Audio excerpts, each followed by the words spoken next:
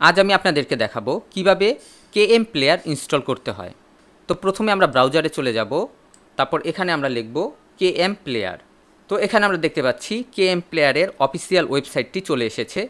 তো এখানে আমরা একটি ক্লিক করব। তারপর এখানে আমরা দেখতে পাচ্ছি কেএম প্লেয়ার কয়েকটি ভার্সনে আছে, মোবাইল অ্যাপসে আছে, তারপর অ্যাপেলের জন্য আছে, তারপর এটা পিসির জন্য আছে, 32 বিটের আছে, 64 বিটেরও আছে। তো আমরা 64 বিটের এটিতে আমরা ক্লিক করব। তারপর এখান থেকে আমরা download for KM player 64 bit এটা আমরা ক্লিক করব। আমরা দেখতে পাচ্ছি আমাদের কেএম প্লেয়ারটি ডাউনলোড হয়ে গেছে। এবার এখানে আমরা তীরের মতো একটি অপশন দেখছি, এটা আমরা ক্লিক করব। তারপর শো ইন ফোল্ডার এটা আমরা ক্লিক করব। তারপর এখান থেকে আমরা কেএম প্লেয়ারটি সেট আপ করব। তারপর ইয়েসে ক্লিক করব। তারপর ওকেতে ক্লিক করব। তারপর নেক্সটে ক্লিক করব, অ্যাকসেপ্টে ক্লিক করব, তারপর নেক্সটে ক্লিক করব, তারপর ইনস্টলে ক্লিক করব। এবার আমরা ফিনিশে ক্লিক করব।